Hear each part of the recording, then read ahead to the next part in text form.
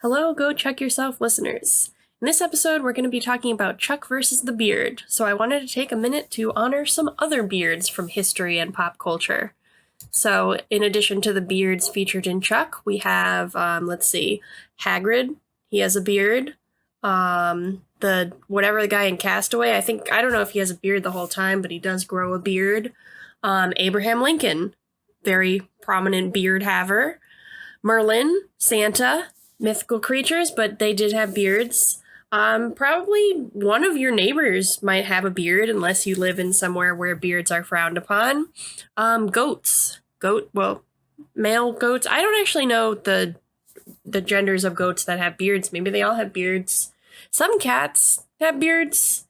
There's probably a lot more, but I'm just gonna let us get into the episode. So thank you for listening. As always, please, if you are wanting to get into contact with us, then you can send us an email at GoChuckYourselfPodcast@gmail.com, or you can tweet at us at GoChuckPodcast on Twitter.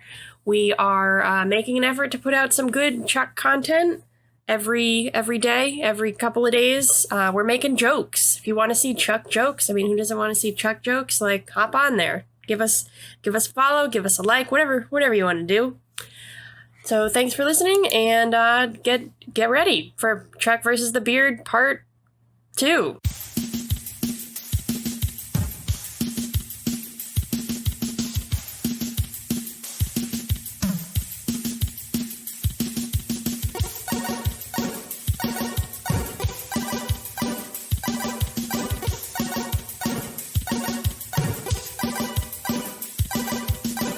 Hello there, Go Chuck Yourself listener from wherever you're listening from.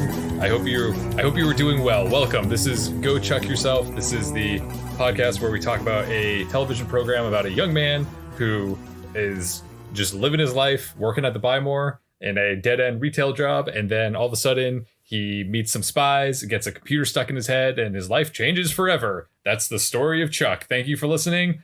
Goodbye. No, don't leave. Don't leave. My name is Chris Gillespie. I think that's the third time that we've done an intro like that. Yeah. Well, it's definitely a multiple time that we've pleaded with people not to leave us. It's true.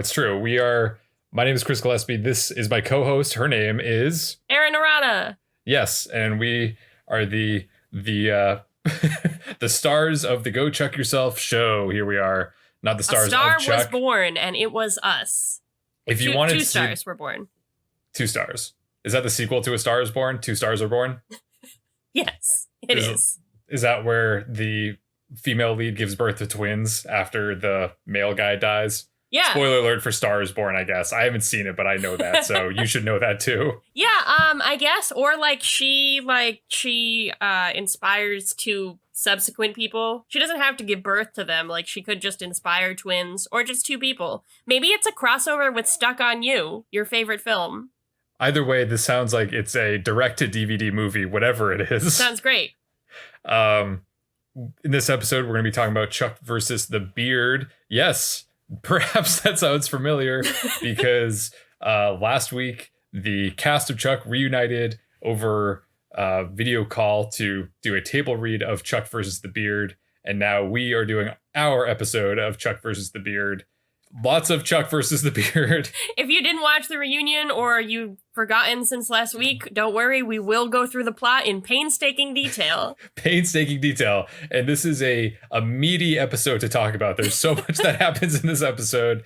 And it was, we did an episode about the table read. We said it approximately 1,500 times during that episode that we really enjoyed the table read. Yep. I think that seems to be the popular consensus as well. I don't think anyone has come out and really said anything. We hated the table read. Terrible. What a waste of time. I want my money back. I'll never get that hour back.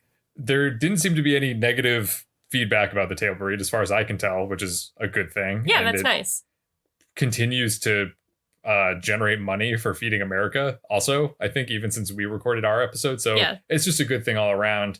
And so with the table read and with everything that was going on surrounding the table read, the 2 of us recorded an episode, but we were also, there was a lot going on social media and all that. So it was a very would you agree that we were like we're usually typically immersed in Chuck stuff, but like last week we were heavily, even like more deeper, like just submerged in the world of Chuck. Yes, one might say we were drowning in Chuck. Right, but a good drowning. It was a positive drowning. It was like, oh no, I'm having so much fun. This is great. I can't believe this is happening. Yeah.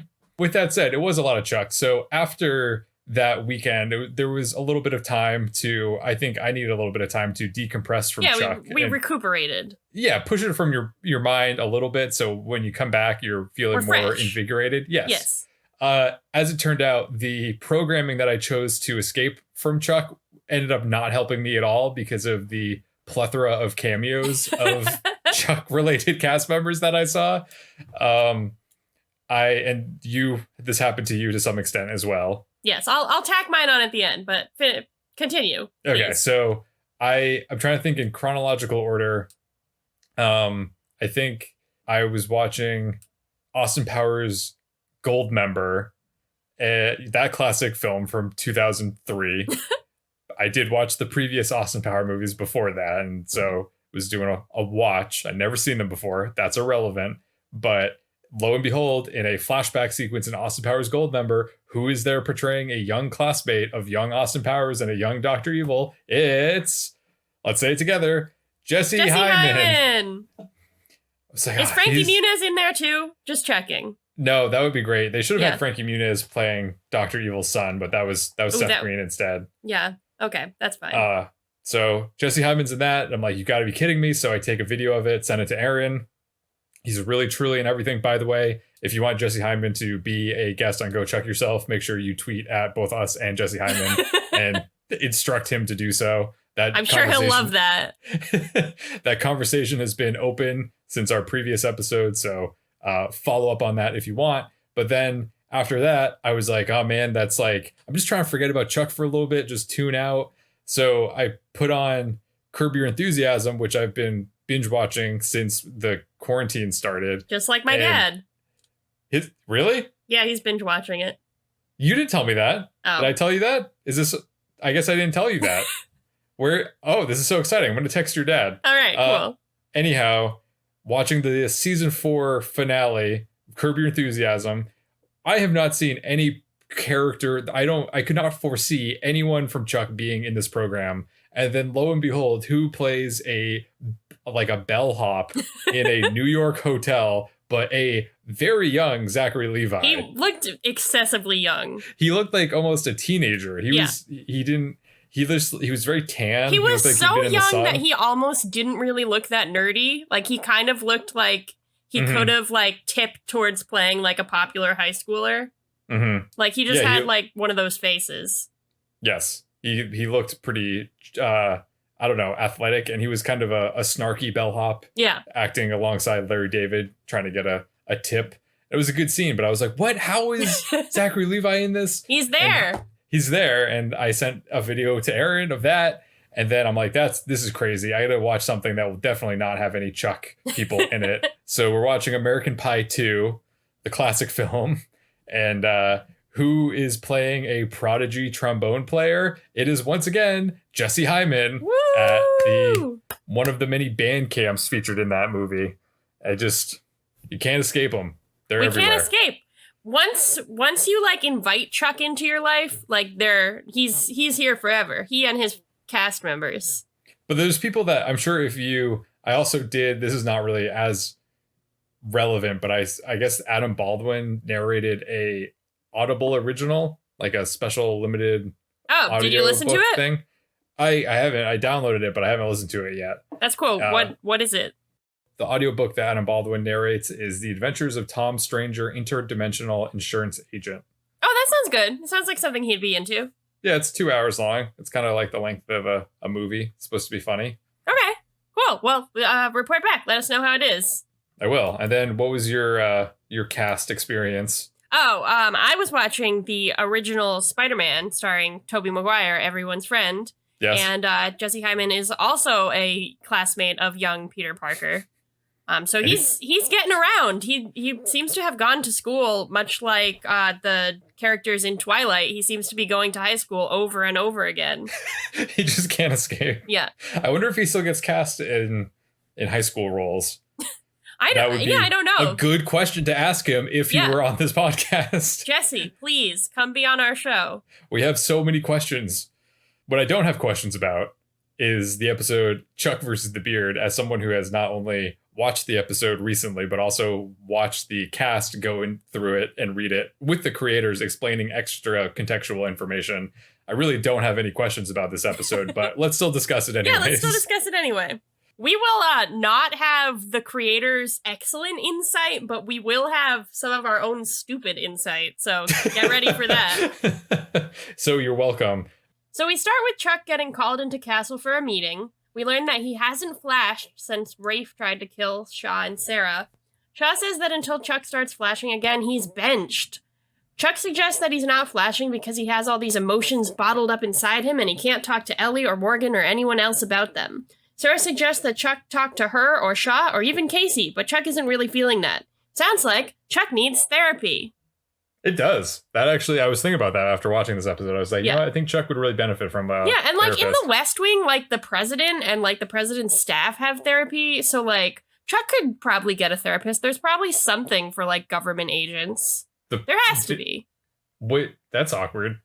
How does the president have a therapist? He just has a therapist and he talks to him about like what's going on in his life. Like, it's just hard being the president. The therapist is like, yeah, how does that make you feel? He's like, I don't know, like the president.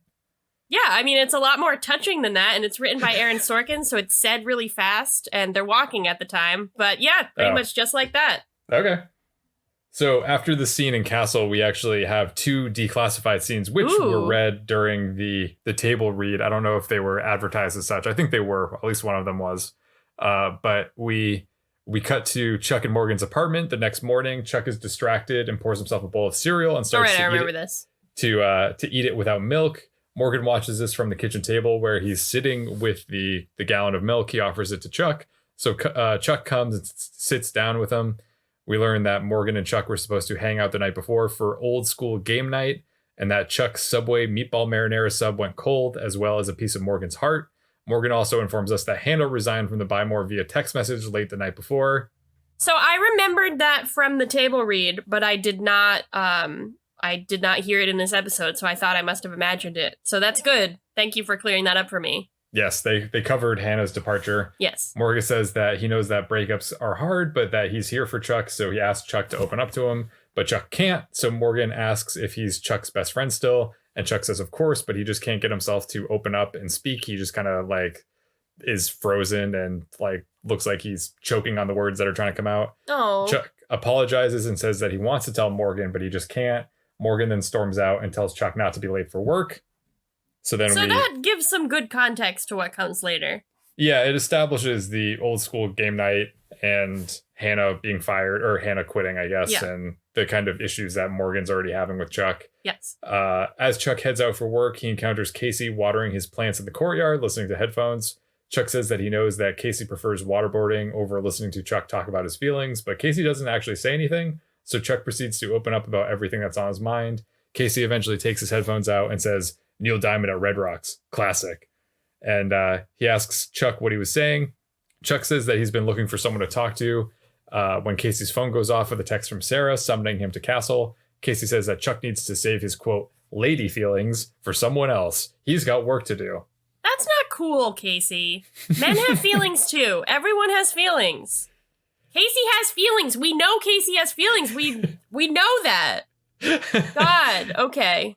An episode that we'll be talking about very soon. It seems that Casey has a lot of feelings. Casey can keep his toxic masculinity to himself. But he just doesn't, he has never been encouraged to share his feelings to get in touch with that side. That's because of the patriarchy. Yes. Well, all right. I guess I see Casey's outlook on life in a new way. I thought during the table read that I heard them say, Casey says that he was listening to Neil Young at Red Rocks, classic. And I was thinking like, that seems very out of character. I don't think that Casey would listen to Neil Young. But then I played this scene back and I was like, oh, he says Neil Diamond. That makes more sense. It's more of a silly joke, I guess. The words that you're saying to me mean nothing. Great. Why don't you continue talking about the first act of the episode? So Chuck does immediately call a doctor, but it's Devin that he calls. Devin is at a resort in Malibu, which I don't know if I'm assuming you know this. I'm assuming a lot of people know this, but maybe I don't think I knew this, but Malibu is very close to LA. it is like maybe like 30 minutes away. So they're kind of on like it's not really a staycation, but they're on like a mini vacation. Like they didn't go far. They're just staying at a hotel, which honestly sounds very nice.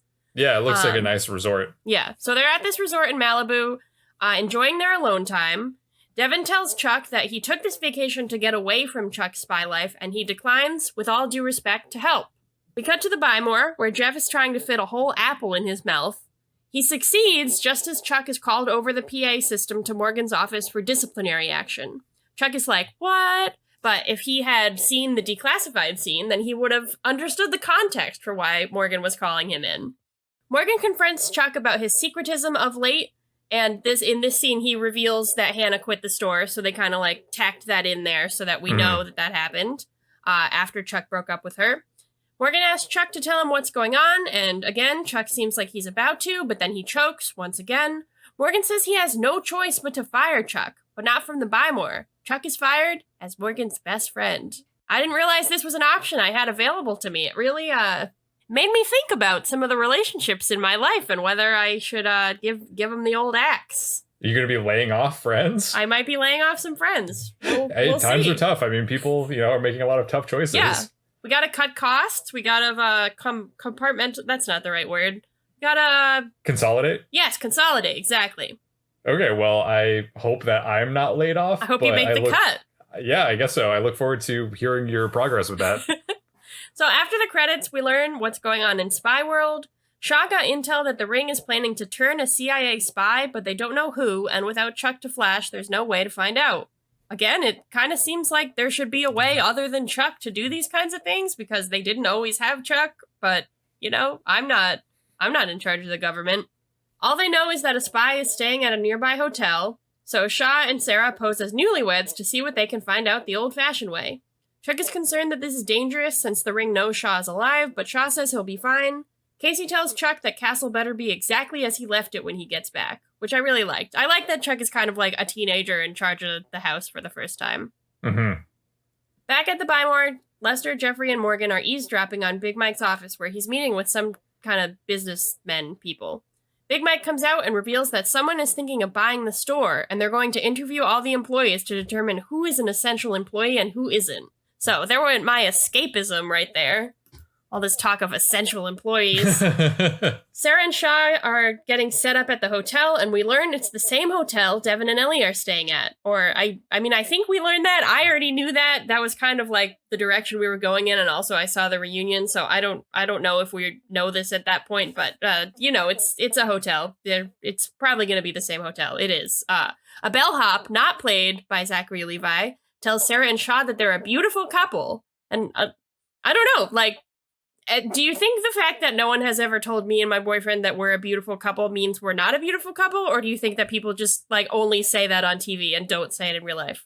No, I forgot about this until right now, but I was witness to this happening in real life. Oh my God. Airplane. It was not directed towards me or Catherine, but It was directed towards, I think it was directed towards Andrew and Molly, and we're getting on a flight, and I think someone said that they were a beautiful couple, and I think they also got free drinks on that flight. It was very bizarre. I was like, oh, so should we just go like throw ourselves off the plane, I guess? It was people do this. I guess specifically people who work in those kinds of fields of being a bellhop or a flight attendant. I don't know what that category of job is, but it happens. Maybe like I've seen every like 15th like couple that they encounter, they have to like there's like a little rule that they're encouraged to say like, you are a beautiful couple.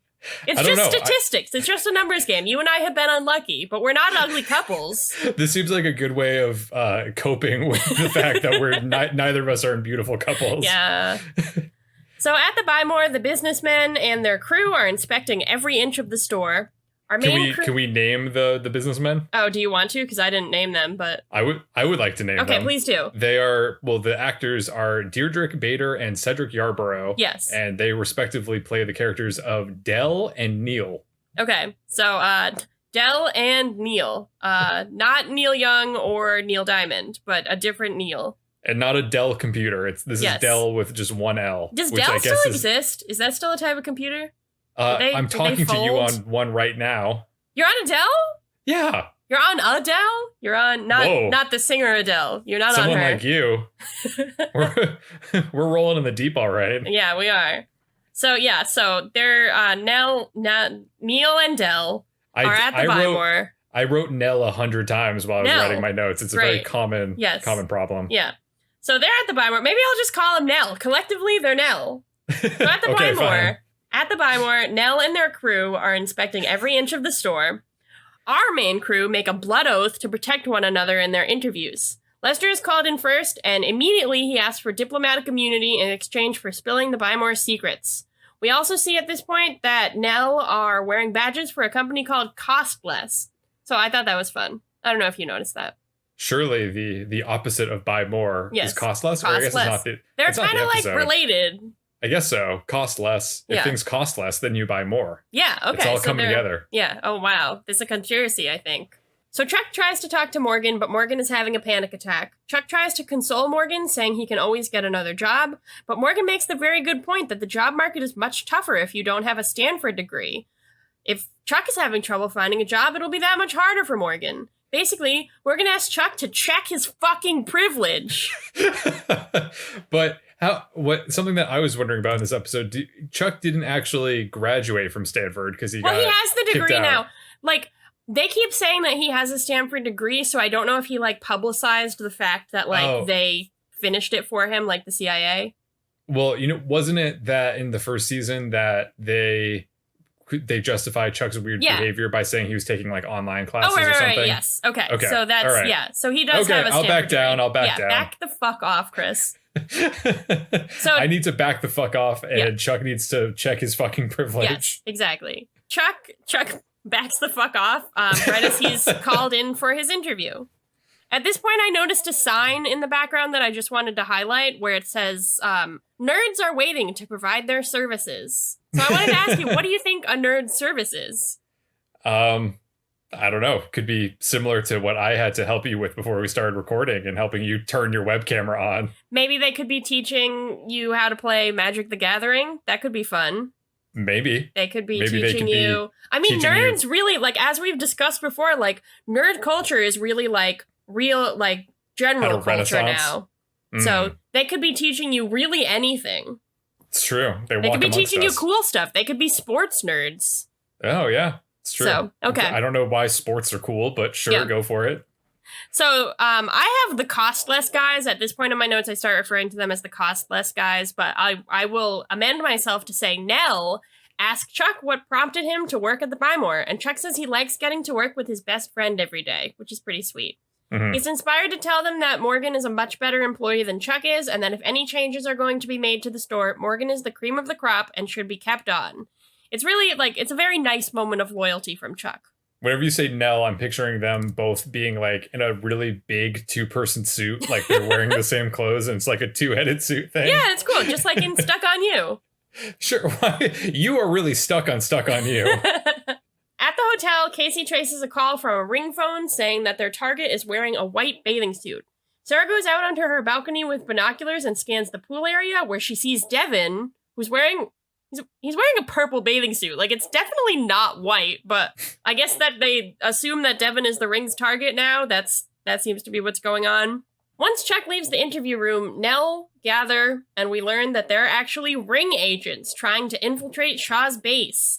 They know Chuck is probably Agent Carmichael, but they're not sure if any of the other employees are spies as well. As Lester listens in with some type of spy equipment, probably from the spy shop somewhere in the Bymore Plaza, Nell says to keep Chuck and his best friend Morgan alive and terminate the rest of the employees. Lester scatters. And I think this is cool. This is really an example of, like, the power of the English language because, like, terminate means to, like, kill, but also means to fire. So I think that's, like, there's a little bit of irony going on. It's just really, like, impressive. Like, language is so cool. Yeah, it's clever. I mean, Lester heard something that he's concerned that they're going to get fired, but what he heard also means that he's going to get killed, and he doesn't know that. So he should be even more concerned than he already is. Yes, he should.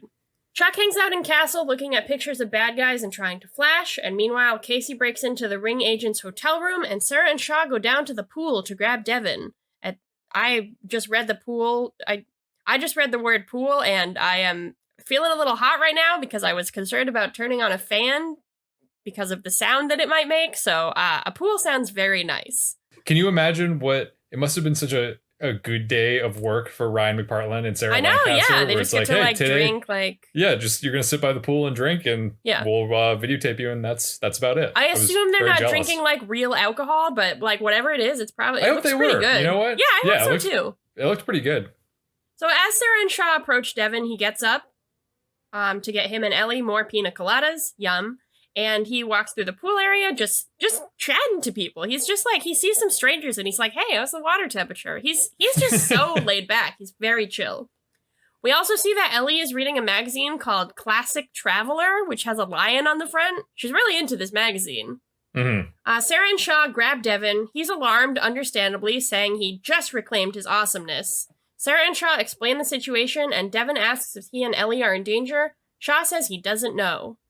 Back at the Buy More, Morgan and Jeff are on the sales floor watching on as the undercover ring agents disguised as facilities inspectors examine everything around the store looking for the entrance to Castle. Morgan notes that they've been doing a really thorough job. They're even looking in the lockers. This causes Jeff's eyes to bulge. At this moment, Neil calls Jeff into the office, and Jeff freaks out because he's got some kind of contraband in his locker. He asks Morgan for help to get rid of it before the inspectors find it, and Morgan reluctantly agrees and takes Jeff's locker key. At the resort, Casey reaches the room that the ring operative is allegedly staying in. He makes a very subtle entrance by throwing in a flash grenade into the hotel room and entering with his gun drawn. As he enters the room and the light begins to return to normal, Casey realizes that he fell for a setup. There's no ring operative in the room, just a ring phone that's been planted to give off a signal. Down by the pool, Devin asks Sarah and Shaw if he and Ellie should leave since they might be in danger, and Sarah and Shaw agree, until Shaw receives an email from Casey on his BlackBerry that says that the mission was a setup and that they need to abort. Sarah and Shaw then turn around and tell Devin that he's totally fine and that he shouldn't leave his little mini vacation, which gives Devin a bit of whiplash. He looks at Ellie and mutters to himself, "We've got to get away from this." In the Buy More break room, Morgan enters Jeff's locker, which is adorned with bikini models and a photo from Jeff's missile command days in the 80s. Morgan finds a large glass bottle of some kind of chemical, some kind of chloroform, I guess. Yeah. I'm not sure exactly what it was. But then good. I'm glad you're not an expert on chloroform. Morgan hears some of the inspectors coming in, so he decides to hide on top of the vending machines. Yeah, I don't know how he got up there. He's a pretty agile guy. He's a squirrely little man. He could have just put the bottle back in the locker and acted like everything was normal, but climbing on top of the vending machines, I guess, is just as easy. Yeah, right? Sure. Because he thinks that they're inspectors of some kind. So if he was just at a locker and he'd be like, "Hey, how's it going?" and just play it off as normal. But he doesn't do that. I mean, my question here was how come some of the lockers are decorated and others aren't? Like they're decorated on the outside. I don't know why that's allowed. Because it seems like either Chuck or Morgan has a decorated locker because there was one that has Comic-Con stickers on it. And then Jeff's has bikini models on the outside. So that was my question. But your question is pretty much better. Let's just go with that. The inspectors use a thermal vision camera to scan the lockers and eventually find the secret passageway hidden behind them. The inspectors call Dell and Neil to tell them that they found the entrance, and Morgan watches on in amazement as the inspectors hack into the secret door and open the path to Castle. The ring agents head into Castle, and Morgan hops down and watches as the locker door starts to swing shut. So he tries to prop it open, but he can't because it's heavy, so he ultimately decides to sneak into Castle as well. Upon entering the secret passageway, Morgan's mind is blown. He doesn't really know what to do or where to go, so he decides to follow the ring agents down the hall. I thought this was so cute. It was kind of edited cool because it kind of cut, it did the thing where it was he was somewhere and then he was a little bit farther. It was, I don't know, it was kind of cute. Morgan is good in this episode. Yes, it was very exciting to see him learning this because it's you kind of get to see it through his eyes. Yeah. And you're because we're desensitized to all of this stuff now, just like Chuck is. But Morgan is it's all fresh to him. Yes, it was seeing a child on Christmas morning. Yeah, seeing the joy in their eyes. Chuck apparently done studying his flashcards, which I really enjoed. I liked when he was studying the flashcards. Yeah, by himself, I like that too. That's cool. We don't see moments like that. The power of the English language once again. Flashcards. Ah. Yeah. He returns to the Buy More to find Big Mike, Jeff, and Lester standing at the service desk. They're all flustered. Chuck asks them what's the matter, and Lester plays a recording he got of Dell and Neil talking in Big Mike's office, saying that they're going to hold on to Chuck and Morgan and terminate everyone else. Big Mike, Jeff, and Lester are upset that they're going to be laid off, but something about this strikes Chuck as odd, and he asks where Morgan is. I can tell you, Chuck, Morgan is currently sneaking around Castle and eventually finds Neil, Dell, and the ring agents who have made their way to Castle's central meeting space beneath the Orange. Morgan overhears as Neil and Dell talk about how clever it was to put a CIA base underneath an electronics store and how big of a blow they can take to the CIA by destroying all of the intel in it. Hold on, can I interrupt you for 1 second? Yes, you can. This is something I definitely noticed in the episode, but I also remember noticing at the table read. Mm-hmm. Why is it clever that they put a CIA base under an electronics store? Because no one would think to look there. I mean, I guess, but like, why specifically an electronics store? I guess if you think about it, it's underneath Orange, and it's underneath the Buy More, so the whole complex of Castle is underneath the parking lot. So it's really underneath a shopping plaza. Yeah, which I mean, is a like, good place to hide it. Yeah, I mean, I guess that's a good place to hide it. I don't really know. Like, I guess the point of like secret government bases is like, I don't know where they are. Yeah. It just, I don't know. I thought it was interesting that he chose to point it out, that it was clever to put it there. I think they didn't think to look there. I think it's a good hiding spot. If you disagree, maybe you can be the government's real estate agent or whoever. All right, I'll work on that. Makes those choices. That's a good idea. It might be a good career path for you. Dell instructs his agents to wipe all of the CIA's data that they have about the ring and then demolish the base. Morgan overhears all of this and realizes that Neil and Dell aren't just bad guys in the eyes of the Buy More staff, but they're bad guys in the eyes of our nation. I thought you were going to say the eyes of our Lord. And the eyes of our Lord. They probably are. Back at the resort, Casey shows Sarah and Shaw the fake ring room that he broke into. They try to figure out why the ring would lure them to the resort, and Shaw suggests that it wasn't what the ring was luring them to, but what the ring was luring them from. Shaw immediately realizes that the ring knows that Shaw is alive and went after his base of operations. This is pretty self-centered, Shaw. It's not just your base of operations. It was Chuck, Sarah, and Casey's before yours. Yeah. They weren't after Devin, after all. They were after Castle. Sarah is immediately concerned because she thinks that Chuck is sitting alone in Castle, unable to flash. Fortunately, this is the one day that Chuck seems to want to spend time at the Buy More. We see Chuck walking down the back hallway of the Buy More when Morgan runs up to him and tells him that he needs to tell him something. Turns out there's a secret underground CIA base beneath the Buy More. Chuck is at an immense loss for words here, and Morgan insists that he knows it sounds crazy, but Chuck has to believe him. Morgan then tells him that Neil and Dell aren't looking to buy the store. They're bad guys from an organization called The Ring, which Morgan admits doesn't sound that scary, but actually is. Chuck asks Morgan how he knows all this, and Morgan says that he snuck into the secret passageway behind the lockers and followed them underground. Chuck starts to have a mental breakdown in the way that you would if you were witnessing the worst possible version of a scenario that you've been trying to prevent for almost 3 years. Morgan, sensing that Chuck is spiraling, tells him, "Don't freak out." That's great. That's the catchphrase of Chuck. Yes, that's right. You're learning, Erin. You're learning. I felt like Zachary Levi's acting, and I guess also Joshua Gomez's acting in the scene was really good because you could tell how panicked and concerned that Chuck is while also trying to play it cool to Morgan. My note on this scene is Zachary Levi is really good in this scene. So I think we're on the same page. Yes, he was great. I think he did a good job in the tale reading too. But all around, great actor. As this is happening, Sarah, Shaw, and Casey hurry back into the spy van so they can rush to the Buy More. They try calling Chuck, but they can't reach him because the phone lines are down. Meanwhile, Chuck tries making a phone call, but he can't because he doesn't have any cell service. And Morgan says that that makes sense because the Ring said that they were going to cut off all communication to and from the store. Chuck says that they need to evacuate the store, but Morgan declares that they need to confront the Ring themselves. They can't let the Ring blow up the CIA base or the Buy More. Chuck tells Morgan that life isn't a video game and they could actually get hurt, but Morgan is unperturbed and says that if Chuck doesn't want to help him, he'll see if Jeff and Lester do. Chuck then agrees to help Morgan with the understanding that they'll evacuate the store first and that they'll keep the CIA base a secret between the two of them. Chuck and Morgan then head to the sales floor to evacuate the Buy More staff, only to find that the Buy More staff has barricaded the front door shut by creating a pile of merchandise.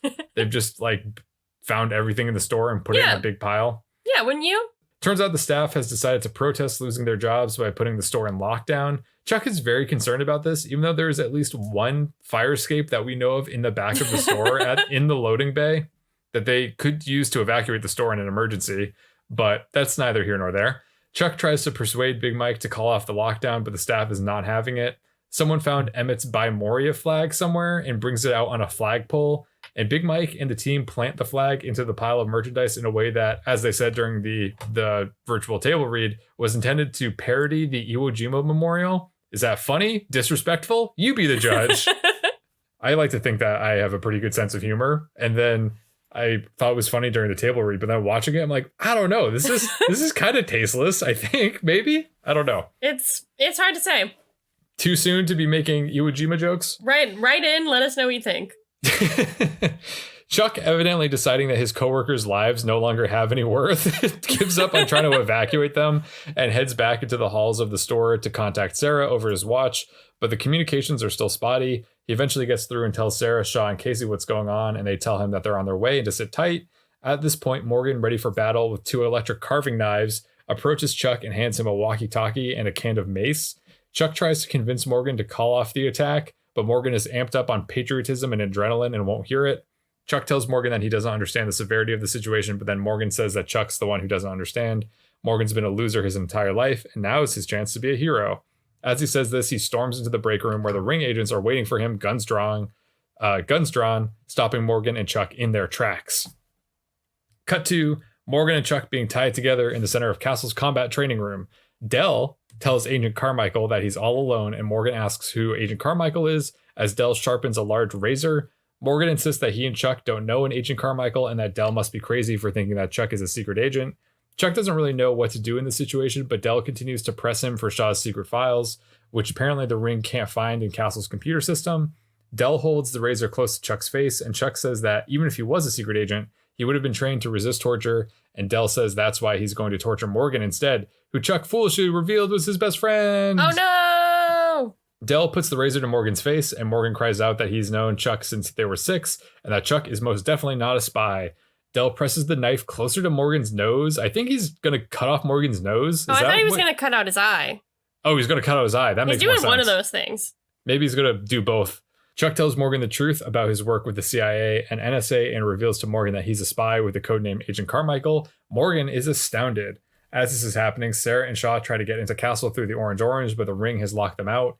Casey, meanwhile, heads to the Buy More and attempts to walk in through the front door, but finds the door barricaded. He reaches for his actual gun behind his back, but the Buy More staff starts to shoot him with Nerf guns. Once the Nerf fire stops, Big Mike, Jeff, and Lester explain to him that they're staging a revolution, and Casey says that he wants in. Lester asks Casey how they know they can trust him, and Casey says that, quote, the only thing that I hate more than hippie neoliberal fascist anarchists are the hypocrite fat cat suits they grow up to become, end quote.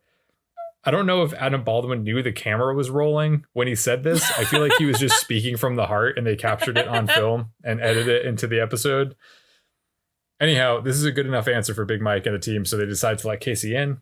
Back in Castle, Morgan is struggling to process the fact that Chuck is a spy. Dell has been pretty patient up to this point, but finally lashes out and puts the razor to Morgan's nose and or eye and asks where Shaw's files are. At this point, one of the facilities inspectors / ring agents enters and says that Sarah and Shaw are trying to break in. Morgan realizes that Sarah and Casey are spies too. Dell decides to go deal with Shaw and Sarah and leaves Chuck and Morgan to catch up. Morgan has a hard time understanding why Chuck's kept the secret from him. Chuck opens up and says that he's wanted to tell Morgan this whole time, and he's felt terrible sneaking around behind Morgan's back, but he needed to do what he could to protect Morgan. Morgan is just flabbergasted by this and eventually says, my best friend is a spy. This is unbelievable. This is the best news I've ever heard. Morgan is relieved that Chuck is a spy and not a jerk. Morgan has a bunch of questions and wants to know everything, but Chuck is reluctant to share anymore. But then Morgan reminds him that they don't have much time because they both are probably about to die. So Chuck decides to go for it and says, this all started about 2.5 years ago when I received an email from Bryce Larkin. And that's nice. I was thinking in this moment that I'd like to think that if you and I were in a situation where we were stranded together and death was imminent, that you would recall the story of Chuck's seasons 1 and 2 to soothe me, to distract me from our death. Yeah, I probably would. Yeah, it was nice. As Chuck begins to talk, we hear the opening chords of Fortunate Son by Creedence Clearwater Revival. Is this song playing in the background? Can the characters not hear it? Nope. It's the beginning of a Jeffster performance, which you'll either find to be good news or bad news, depending on your preference for Jeffster. I thought great news. You and the Buy More employees alike, because they are all partying and rocking out to the Jeffster show. They are. Big Mike is standing there drinking, was it a beer? Did you notice, or was it a coffee? No, I didn't notice. It looked like a beer. I felt like he was just standing there drinking a single beer. I was like, yeah. As Jeffster perform, we see B-roll of the Buy More employees posing with their various Nerf guns while Casey gets actual spy equipment out of his Buy More locker. I thought this sequence was incredible. It was cool because they were kind of like, they were like cocking the Nerf guns. Is that the right term? and like in sync to the music. It was really cool. I'm glad you liked it. I did. And I think anyone who doesn't is crazy and is on thin ice for being fired as my best friend. Well, that is unfortunate for anyone who did not like this sequence. You are not, in this case, a fortunate son.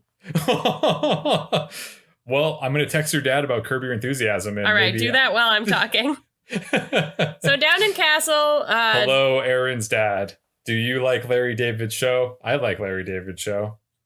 He loves it. He was, the whole time I was visiting them in Arizona, he was just watching it. He wouldn't even talk to me. He was like, I gotta see Larry.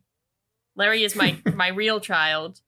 Anyway, so down in Castle, Nell, whichever one is the leader, asks what all the commotion is, and Neil and Ordell says that the Bymore employees are staging a protest. Neil and Ordell says, so that's the sound of liberty. Without really acknowledging this, the other guy says that he found what they're looking for and uploaded it to headquarters. It's another disc, or maybe it's the same disc from before. I don't know. There's a lot of discs in this show, but it's like a mini disc, has information on it. Mm-hmm. He also says that Casey has arrived and is trying to break in. The bad guys are ordered to kill Casey. Once they come out into the store, Casey starts fighting them, and it seems like he's going to lose until Jeff stumbles in with his bottle of whatever. One of the bad guys is distracted, and Casey knocks him out. Then Jeff takes out the other one with his rag and his chloroform, saying, "Fight the power." Then he leaves. Casey retrieves his gun and continues trying to get into Castle. Shaw's about to initiate Castle's self-destruct protocol to keep the ring from getting every piece of information they have, but Sarah pleads with him to give Chuck 5 more minutes. He reluctantly agrees. Meanwhile, in the dojo, where they're tied up together, Morgan tells Chuck how sorry he is that Chuck had to pretend to be dating Sarah when he so obviously loves her. It's actually, I thought that was a really sweet moment for Morgan. Yeah. Chuck says that he and Sarah are over, but Morgan says he can tell that's not true, and Chuck eventually admits that he does still love Sarah. He begins sort of like cry laughing and says how good it feels to have gotten all this off his chest. Right then, the bad guys come in to kill Chuck and Morgan, but Chuck is rejuvenated by talk therapy, and he flashes. He beats the shit out of everybody. Morgan throws a weapon to Chuck, which is nice. Morgan contributes a little. As Chuck is about to fight the lead bad guy, who has an actual sword, Morgan whacks him with a big wooden pole, and he passes out. Morgan is super impressed with Chuck's skills and says again, "That's my best friend." Casey returns to the Orange and says he wasn't able to get into Castle. Shaw is about to call in the self-destruct for real when the door to Castle opens and a bunch of mist comes out. I don't know why mist is always coming out of Castle. Is it because it's in a refrigerator? Yeah, but that's still like, I don't know why there's so much mist in there. It's a cold room. Yeah. There's a delightful scene where Morgan walks out, like, very cool, and he says, "Bag 'em and tag 'em, Agent Walker." And this was genuinely very funny. Sarah, Casey, and Shaw are all like, what the fuck? It's priceless. And there's a good, minute, and then Chuck runs out behind Morgan. I don't know what he was doing in there, but he runs out behind him, and everyone is shocked. Mm-hmm. When we come back from commercial, I mean, there weren't really commercials when I was watching it, but there was probably a commercial here at some point. Morgan is locked in a Castle cell while Shaw tells Chuck that they'll be putting Morgan into witness protection program ASAP. Chuck protests and says that his rekindled honest friendship with Morgan is the reason he's flashing again, so he needs Morgan to stay right where he is. Sarah agrees. Continuing the theme of the episode and his character, Shaw reluctantly agrees. He lets Morgan out of the cell. In the Bymore, Big Mike answers a call from corporate who says he put on an impressive display of loyalty and he and all the other employees will be rehired and the store will remain as it is. We pan out to reveal that Shaw is actually the one calling because, the Bymore wasn't actually for sale, so I guess he assumed that Big Mike would have been confused about what was going on. So, Shaw rehires Big Mike, and it's nice. Big Mike and everyone else celebrate, complete with some kissing. There was some kissing. These fools are always making out. Well, was that like an homage to the that famous photo? Yeah, of the World War II celebration? Yeah, probably. So Chuck and Morgan return to their apartment with Subway, which sounds really good right now. As they're about to enter, Devin approaches Chuck from across the courtyard. Chuck sends Morgan in to talk to Devin privately. Chuck says he's doing everything he can to keep Devin safe, and Devin puts on a brave face, but he's obviously really scared.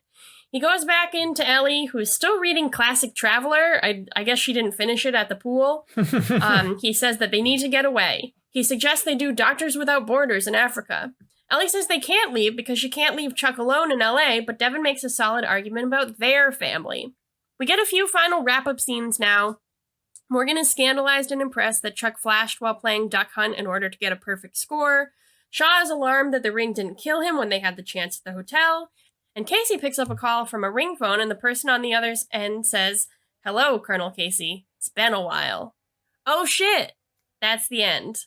That is Chuck versus the Beard. I think this episode is called Chuck versus the Beard because you got Morgan's beard, and then Morgan refers to Sarah as Chuck's beard in reference to the colloquialism for a fake relationship. Yeah, okay. Those are two beards, can right? we come up with like a new word for that? Like for fake dating? Because I feel like I can't say exactly why beard feels like wrong, but it doesn't feel accurate, and it doesn't really feel like politically correct. So right here, right now, let's figure out another term for this. How about like kumquat or something? That sounds worse, I think. I was gonna say false mustache. Okay, but I think we're still going with like facial hair. Okay. I think we need something that's like more like just neutral, like unrelated. Like I'm just looking around the room. Like, well, it's something that you do to give a false appearance. Oh, well, okay. Like sunglasses. Sunglasses. Wig? How about wig? A wig? Yeah. You feel like a wig is better than beard? Well, I feel like there's only a few inches difference between a beard and a wig. Well, okay, so the way that I am interpreting the phrase beard is that it is making someone who is not masculine in some way appear more masculine. Okay, so yeah. I agree. It doesn't sound like it's politically correct. Yeah. So we're gonna go with kumquat. There we go. Okay, fine. I guess I'm overruled. I want to blow up the Buy More base, and Erin does not, and she wins. So speaking of things that we want to blow up and or not blow up, Chuck, Marry, Kill? Okay. Sounds good. Okay. So this is a segment that we do where we pick one thing that we really like, which is the thing we want to marry, and one thing that we want to get rid of, which is the thing we want to kill. So I guess since I'm leading the way here, I'm leading the charge, I will go first with my marry. I really liked Morgan when he was exiting Castle. Like, I thought that scene was, as I said, delightful. It's very funny to see, like, Shaw, Casey, and Sarah, like, absolutely flabbergasted. And also, like, Joshua Gomez plays it really well. So, yeah, that's my marry. It was very funny. I believe this is the first time that I've married anything Morgan did, so it's all the more special. It's a very special wedding. You're a Go Check We're a beautiful couple. You are a beautiful couple. My marry, I appreciate the ending scene where they're playing Duck Hunt. I thought it was nice to see Chuck being able to be his true self while still being true to himself. Yeah. And his relationship with Morgan. It was really cute. Yeah, it was nice, and you could see that they were relieved, and yeah. I thought felt like it was authentic. I felt like their whole relationship throughout this was pretty authentic feeling and seeming. I'm also intrigued by the meatball marinara footlong with jalapenos. That sounds good. It would absolutely destroy my intestines, as we learned. Well, everything does. Yeah, everything does. Subway's did, or the Subway sandwich did in that previous episode, but I just, I don't have a lot of flavor in my life, and it sounds like that sandwich would be bursting with flavors that I cannot eat. So I was feeling like this was a good scene. Wish I was hanging out with them. Do you think he actually was flashing in order to get his perfect score? I think so. Yeah, I think so too, and I think that's cool. We don't see like the practical applications. Like, I feel like there are things that he could do in his everyday life. So that's cool. Yeah, I feel like if you had that ability, you would use that when you're hanging out with your friend. Exactly, and it's not cheating. It's fine. You use the talent that you were given, and it's not cheating, Chris. So my kill, I feel like the Ring's plan here, like, especially as it pertains to Devin, just felt like a little bit like I didn't completely understand, like, because they clearly say white bathing suit and Devin's not wearing a white bathing suit. So that's like confusing. Like, were they actually referring to Devin, or was it just complete coincidence? If they did know where Devin was, like, were they kind of implying that he's still like under threat, or is he not? Like, I understand why Devin is so concerned, because like, I don't really understand if he's still in danger or not. I thought that they didn't know who he was. So was it just like completely coincidental, or was it not? And I don't think that was clear enough, like whether it's like a writing issue or like scenes were cut or whatever. Like, I think that I understood, like, the point of this is that, like, Shaw and Sarah and Casey were lured away, and then they realized, and then they went back, and, like, it's all exciting and everything, but, like, what was actually going on at that hotel, I'm not really sure. That's valid. Mike Hill also has to deal with the Ring's plan, and I don't know if I should blame the Ring or if this is actually, like, a writing issue. I feel like it's a little bit of both, too, but I just can't get over...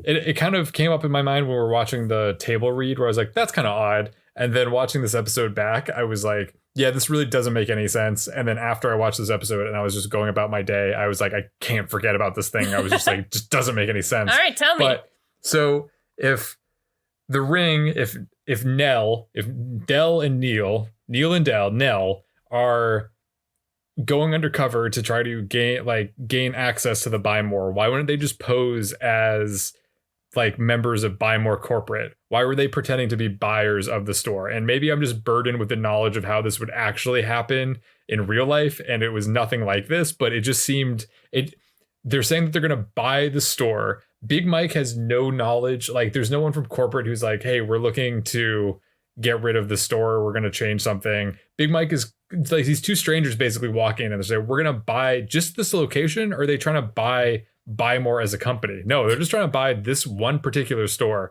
Are they trying to buy the physical space? No, they're trying to also buy the structure of the store, because they're going to fire everyone and not fire people. And then it's a new franchise. How would you buy a single store without it just doesn't make any sense. And Buy More Corporate is probably leasing this retail space from a landlord of some sort. So two strangers could not come in and decide to put cash down to suddenly buy the space and buy control of the store from Buy More Corporate. It's just not realistic at all. And maybe it's a testament to how clueless Big Mike and Jeff and Lester and the rest of the Buy More is, that they don't think that there's anything weird about this. But I feel like those issues would have just been resolved if it was like, hey, we're from Buy More Corporate, we're thinking about doing layoffs, we're potentially considering like closing the store because it's not making enough money. We're going to be auditing the store and doing like inspections. I feel like that would have just made so much more sense. But instead they did this whole cost less thing, which didn't make any sense to me at all. Yeah, I wonder like if there's a reason for that, or if like they just like, I don't know why they did that, because what you're describing sounds like it would also be easier. Like, even if they didn't have to make like, they wouldn't have to make the cost less labels. Like, they could just wear like so existing. Easy. Yeah, I don't know. I don't know why they did that. We'll have to ask the creators when they're inevitably on Go Chug Yourself with us. Hey, I mean, at this point, I don't know, anything could happen. But I will say, I do think that the actors, I think Deirdre Bader and Cedric Yarbrough did a very good job. Yeah, they were great. Like two they were great at the table read too. Yeah. It kind of felt like I don't see them as much as I see like the regular cast of Chuck. So like, having seen them last week at the table read, when I saw them on screen, I was like, that's my friends. And then like, it was just a nice feeling. I think they both have like experience I think they come from like comedic backgrounds, both of them, but I felt like they did a good job of being scary too when they had to make that turn. I agree. They were fun. So that's my rant about retail. It's a good rant. I think that you make a really strong point. Thank you. I appreciate it. We're also going to be making strong points here as we move into the scooter scale, where we rank this episode or rate this episode on a scale of 0 to 5 corn dogs. Erin, what are your thoughts? I know that we've said this a couple times. This is a good episode. Like, I'm glad they picked it for the table read. I'm glad that it happened. I think the implications of Morgan knowing about Chuck's spy life are really good. I think that I'm happy that Chuck has an outlet now. Like, that was obviously stressful for him. It was stressful for me watching. I think this was fun. There were a lot of like fun sequences. I personally liked the Jeffster sequence. I know that some people maybe didn't, but I thought that was fun. And these kind of like complaints about the Ring aside, like, I think it was a really solid episode. So I'm going to go ahead and give it a 4.5. Nice.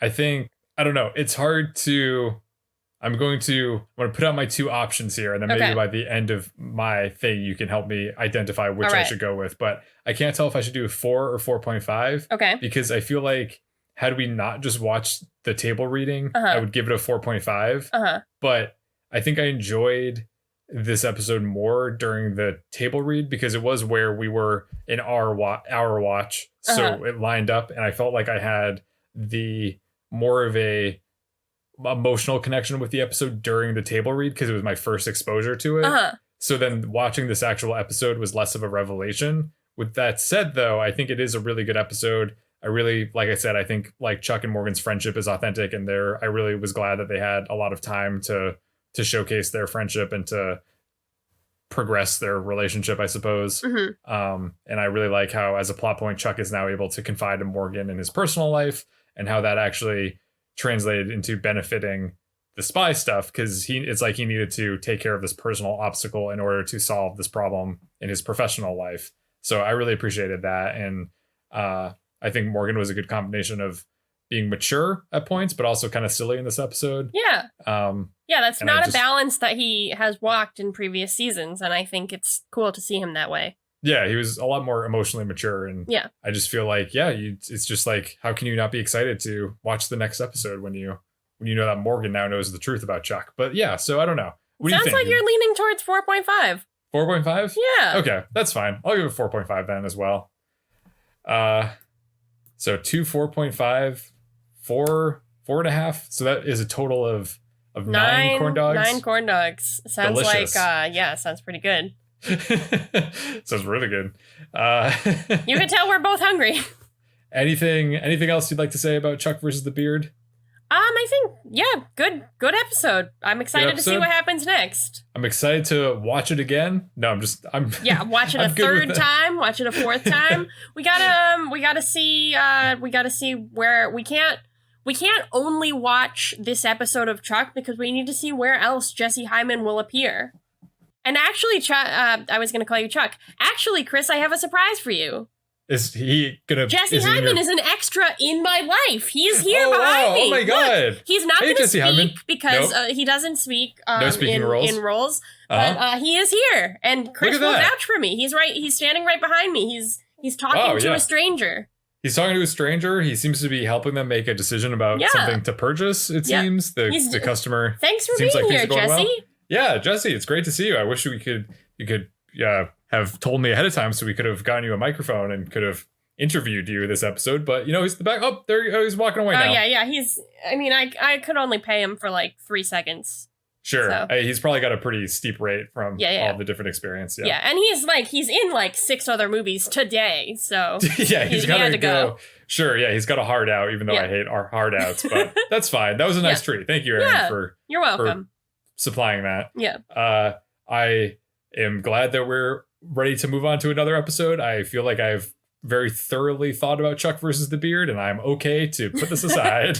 Yep. So with that said, my name is Chris Gillespie, reminding you that food is sexy. Especially 9 corn dogs. Heyo. My name is Erin, letting you know that anything is possible.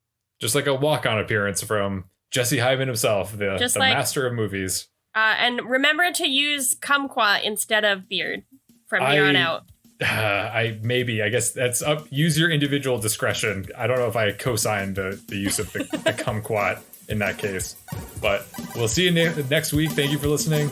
Take care. Bye. Bye. Thanks for listening. As always, a big thanks to the artist Hadakoa and the fine folks at freemusicarchive.org for providing us with our theme song, Warm Up. If you want to drop us a line, you can reach us at GoChuckYourselfPodcast@gmail.com. Don't forget to like and subscribe to Go Chuck Yourself on your preferred podcast platform. New episodes come out every Monday morning, and you do not want to miss a new episode. Thanks again. We'll see you next week. Bye-bye.